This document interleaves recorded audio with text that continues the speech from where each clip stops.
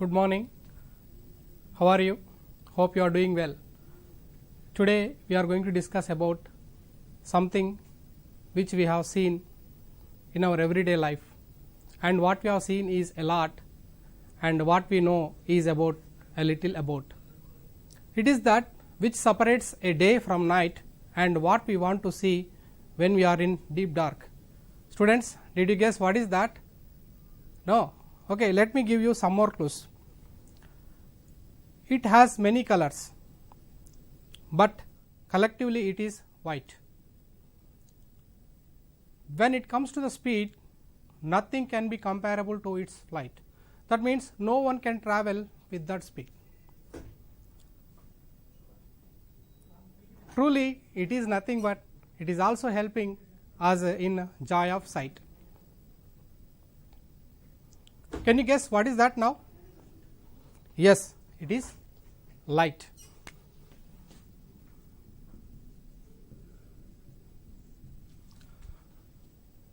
What is the source of light for the earth? Yes, it is sun. Sun is the major source of light for the earth, and we all know very well that sun is the major source of light on the surface of the earth. Not only for earth, remaining all 8 planets also we can say that sun is the major source of light. Now, in some civilizations, many people worshipped that sun as their deity, and they say that light and life are together related. But here we are going to discuss about the properties of light and what is happening when the light is moving from one medium to another medium, and what is happening when the light is falling on the opaque surfaces, and what is happening when the light is falling on transparent surfaces, and what are transparent surfaces and how the materials are classified, that we will discuss here in this lesson. Okay, welcome.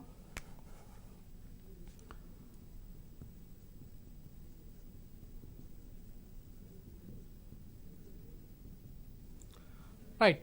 Now, we are going to discuss about properties of light. What are the properties of light? Light is having a property that it always travels in straight lines. What is that? It always travels in straight lines. Second one, it has a property that it can travel from one place to another place without any material medium,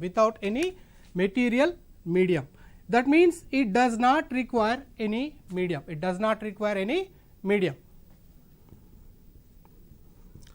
has a velocity of 3 into 10 power 8 meters per second, or 3 lakh kilometer per second. So, that means it is having the highest speed when compared to remaining all. So, that is why it is considered as the highest speed. Just now we have discussed about in the introduction. Right. Now, we are going to discuss about how the light is moving from one place to another place in a straight line, and what are the properties of this light we have seen now. Now, let us discuss about sources of light. What are the sources of light we are having? We are having many sources of light like sun, stars, anglerfish, jellyfish, fireworms and glowworms. These are all the things which we are having the natural sources of light. But some sources are there which are artificial, like you can see the torchlight here, and you can see this lighter. So, these are all the examples for the natural sources of light, and we are also having the LED lights, tube lights in our houses, lamps, lanterns. These are all the examples of the sources of light in our daily life. But we are also going to discuss about some sources are there which are illuminating the light by themselves, and some are not illuminating by light by themselves. The sources which emit light by themselves are called as self-luminous bodies. What we call them? We call them as self-luminous bodies.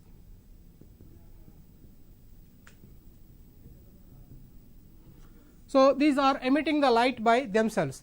That means, so for example, if you take a sun, star, so sun and stars are emitting the light by themselves. So, that is why they are called as self luminous bodies. What we call them as? We call them as self luminous bodies, and some are not emitting the light, those are called as non luminous bodies. Non luminous bodies. For example, you can take rock, buildings, rocks, building, towers. These are all the examples of what we say, that is non luminous bodies. Non luminous bodies are the bodies which do not emit light, but what they do, they just reflect the light when the light is falling on the surfaces. And we are also having some of the living things like anglerfish, jellyfish, fireflies, glowworms. These are the living things which produce light by themselves, and because of some chemical reactions that are going to taking place in their body. So, that is they are producing the light. That is why they are called as bioluminescence. We call them as bioluminescence. Just observe the image here. Here you can observe the first one, that is sun, and you can see the firefly there, and it is a jellyfish you can see, which are natural sources of light, and they are luminous bodies in the picture. And other side of that you can see a stone, a tree, and a building.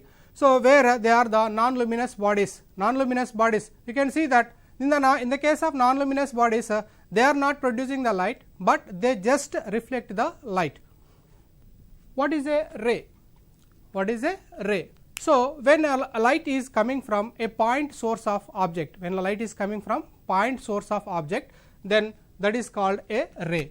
So, for example, if a source of light is in point object source, and the light that is coming from is taken as a ray. So, here if the source of light is extended, then the rays that are coming from,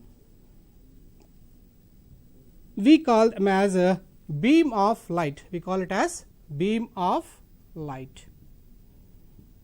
Right. Now, here we are also having a parallel beam of rays.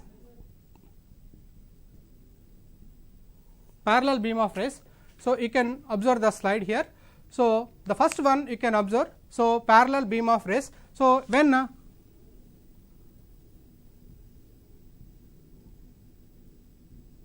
this one.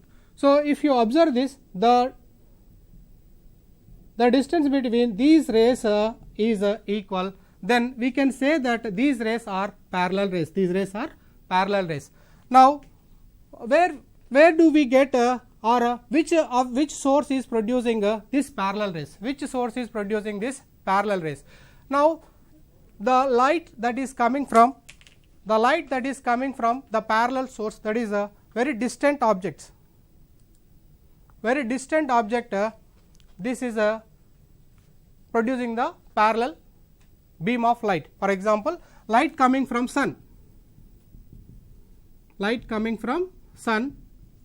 So, it is the parallel rays. That means, for example, sun and stars are very far away, those are called as stellar bodies, and from the stellar bodies, whatever the rays that are coming to us, so they are in parallel.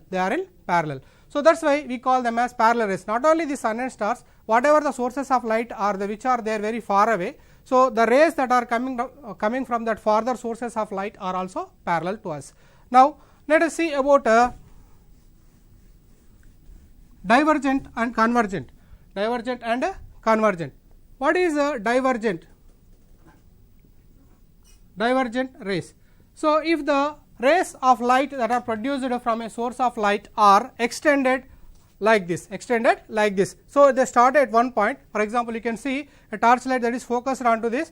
Now, you can see when I move like this, the source of light is extending, you can see. So, that means here the rays are divergent here.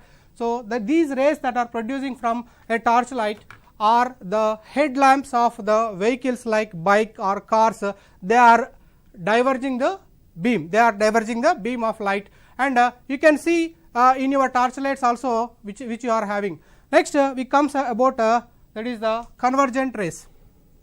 What are convergent rays? So, convergent rays are the rays that are coming from a farther source of light, and when they are falling on a convex lens like this. So, if the rays of light is falling on this convex lens, so what happens, they form a point source of light, So, you can see when the source of light is incident on this. So, when I move like this, you can see, so the rays are converged to one point, see the rays are converged to one point, a small point is formed on the board. So, you can observe thus these rays are converging, So, convergent and divergent and parallel beam of rays. So, these rays are coming from different sources of light, and where do we get these convergent rays of light? So, that generally the rays that are coming from sun falls on the lenses like convex lens or concave lens, they are converged to one point, then this is convergent rays. Right. Now, let us go to the next topic. What is the next topic is when the light is passing through different medium. Now, we are classifying the materials basing on the passage of light. So, generally the materials are classified basing on the heat, basing on the passage of electricity, basing on the passage of heat and passing of electricity, but today we are going to discuss about basing on passage of light, how the materials are classified.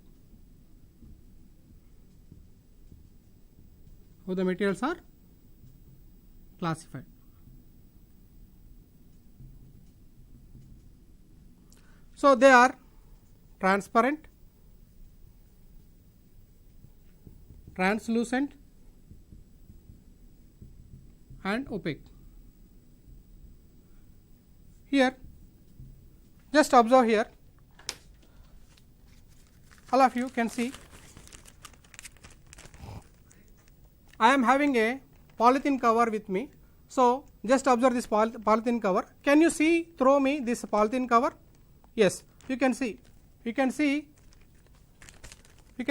through this polythene cover. So, that means what it is happening here, the light is passing through this polythene cover, and if you observe this, so I am having a cardboard with me.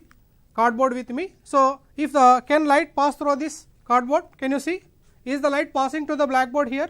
No, it is not passing to the blackboard. What is happening here? It is totally stopped here. Now, let us see. So, when I pass the light through this cover, you can see the light passing to the board here. Now, let us see, I am having some more thing. So, you can observe here, it is passing the light partially, Basing on this passage of light, the materials are classified into three types. One is the transparent, another one is the translucent, and other one is the opaque. Now, what is the transparent? The transparent is nothing but, so when the light that is falling on any material, if the total light or entire light is passing the other side of that, then such a materials are called as transparent materials. If it is allowing the light partially, then we call them as translucent materials, and if it is not at all passing the light, then we call them as opaque objects. For example, we can see I am having some of the materials with me, so that I can show you. So, this is a plastic cover which I am having, so it is a transparent. Now, I can have a glass slab with me, so this is a transparent material. Now, I am having a lens with me, this is also a transparent material.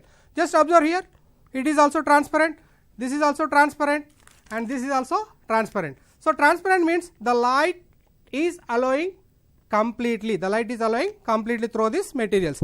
But when you observe this some of the objects like this, you can see this is a object cardboard, and this is a wooden plank. So, both these cannot allow the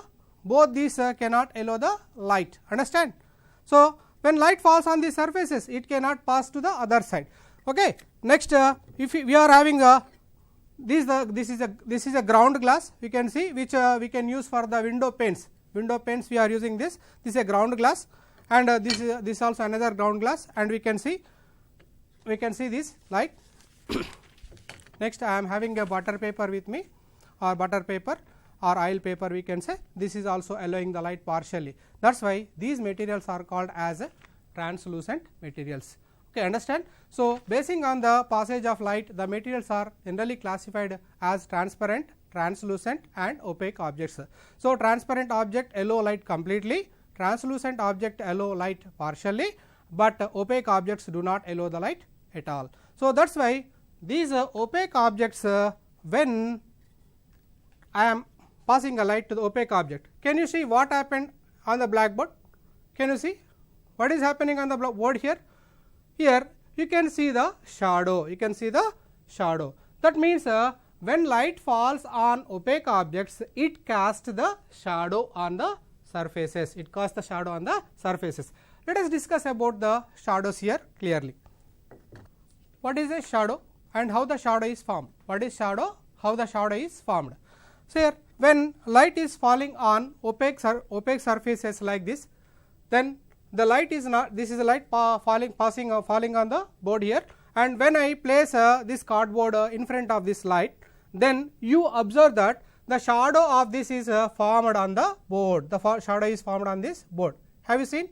Yes, this is the shadow formed on this board. So, just like that, we also can see the shadows during summer seasons when we are moving on the roads. So, sometimes the shadow is in front of us and sometimes the shadow is to the back of us. Have you noticed that? Yes. So, that means the sun is also casting some shadows.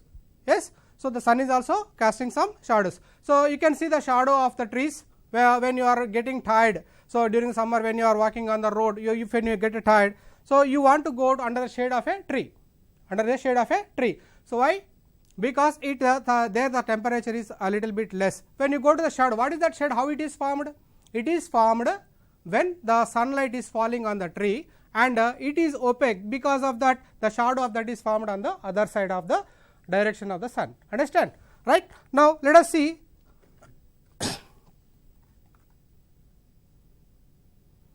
Right. So, just observe the images that are formed here. You can observe here. So, while playing you can play in front of during the night times. So, when light is there, you can play with your some shadows like bird shadow, birds, dog and rabbit, and different types of images are formed when you observe this in the PowerPoint. And that means you can also play with the light also, Generally in olden days we might have seen the puppet show, This puppet show is truly basing on this shadow basis only, right. Now, let us see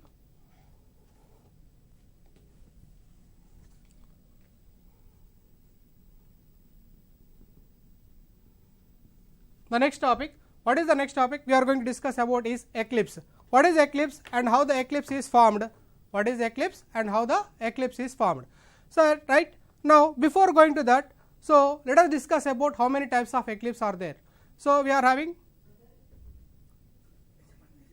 okay. Now, we are going to discuss about how many eclipse are there. So, there are two types of eclipse are there. One is the lunar eclipse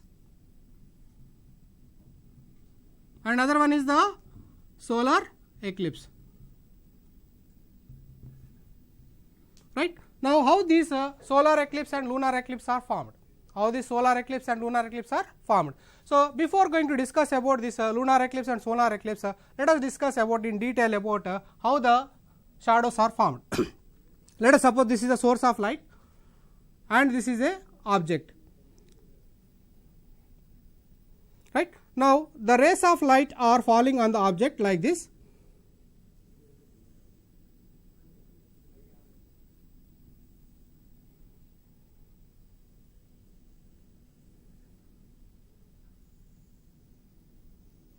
right.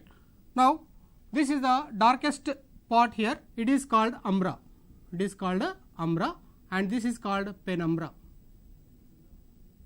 and this is also penumbra.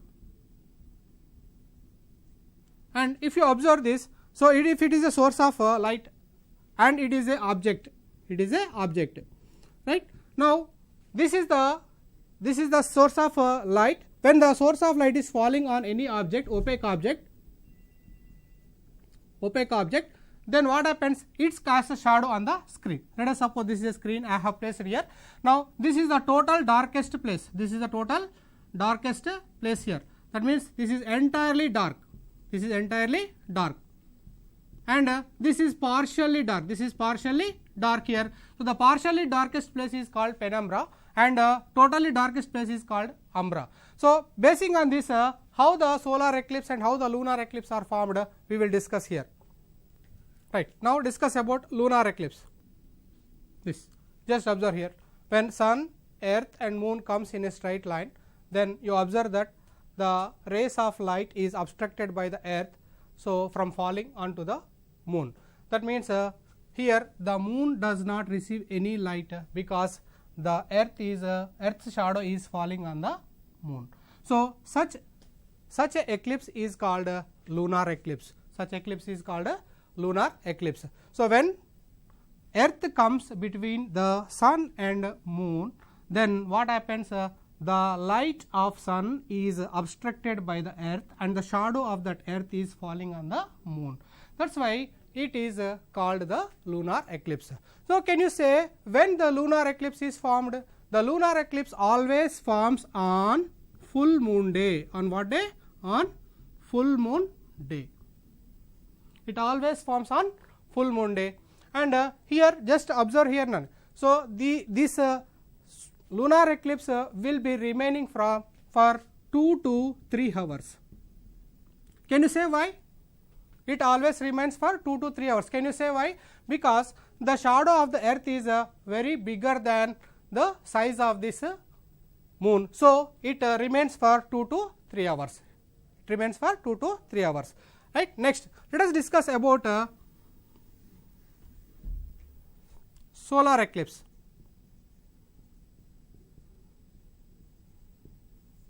Right. Now how the solar eclipse is formed? Now have you seen the solar eclipse which is formed on June 21st, 2020? How many of you seen this solar eclipse? Right. Now solar eclipse, how the solar eclipse formed? This is the sun, this is the earth, and this is the moon. When source of sunlight is falling on this moon like this,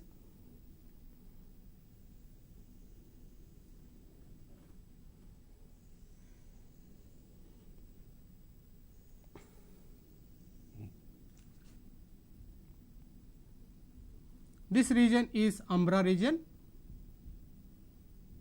and this is penumbra. This is also penumbra. Right. Now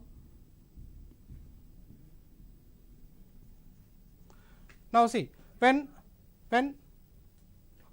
rays of sun is falling on the moon, so its shadow is falling on the earth.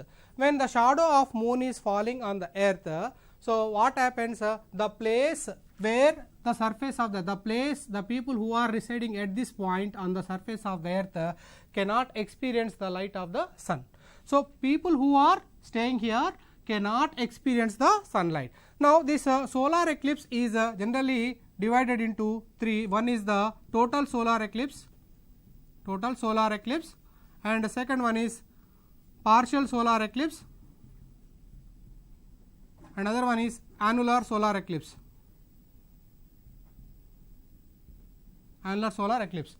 So you can observe here. So total solar eclipse, when the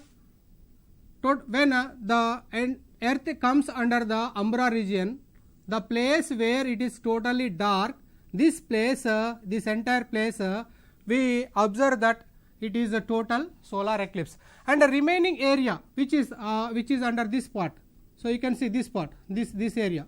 So this area we experience the partial solar eclipse, and here when comes just outside of this, we can have the annular solar eclipse. You can observe in the picture the annular solar eclipse that is observed here in the picture 1 and picture 2, how the partial solar eclipse and total solar eclipse and the annular solar eclipse is forming in the picture you can observe here. So, this is about the solar eclipse. Now, on what days the solar eclipse is formed? On what days the solar eclipse is formed? It always forms on new moon day. On what day? New moon day. It always forms on new moon day. Okay. Can you guess when we are going to having this solar eclipse once again? It is in the month of December 2020. You can also see this once again this solar eclipse in our India. Now, this solar eclipse can we see the solar eclipse directly? Can we see the solar eclipse directly with our naked eye? Is it possible? No, it is not possible. If you see the solar eclipse directly with our naked eye, what happens? The harmful ultraviolet rays that are coming from the sun will infect our eyes and there is a possibility of damaging of our eyes or retina. That is why there are some safety measures which we have to follow in order to observe this solar eclipse. So, in the picture you can see some solar eclipse glasses are there. So, we have to use that solar eclipse glasses or otherwise. So, we can have the suit of or the lamp black of that lamp black onto a cover and we can use that to see the solar eclipse, or else we can use a thin X-ray films. X-ray films also you can use for observing the solar eclipse during those days of eclipse, right. Next.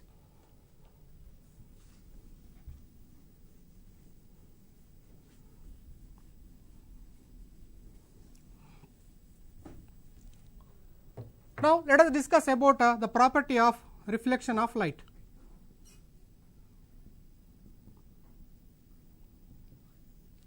Right.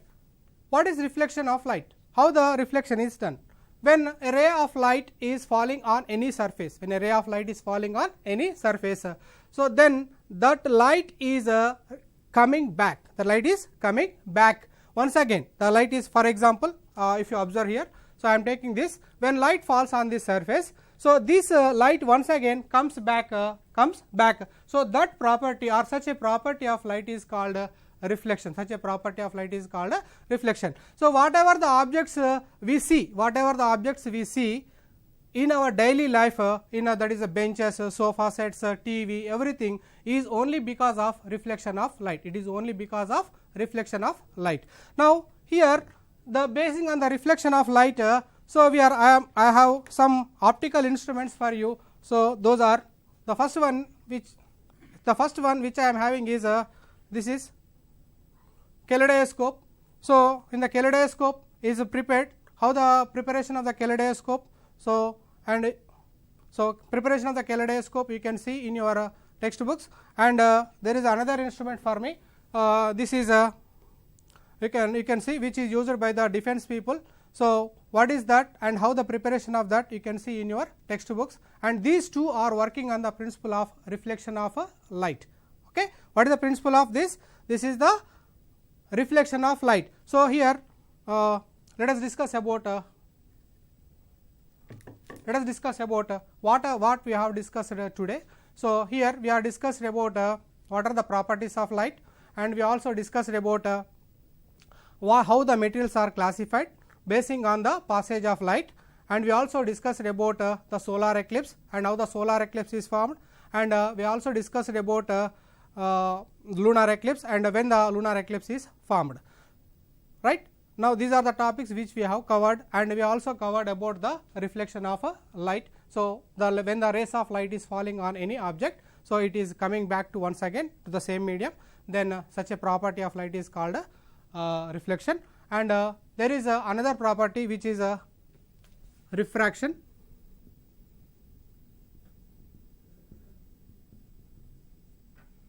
Right. Now, just observe here. So, I am having glass of water here. Now, when I drop this in the water, right. What do you observe here? You just observe here, this candle is bended here, but actually is it bended? No. Just observe here once again. So, when I place the candle inside the water, you can see here it is cutted here, but actually there is some bend in the path of the light ray. So, why this is happened? Why this is happened, right?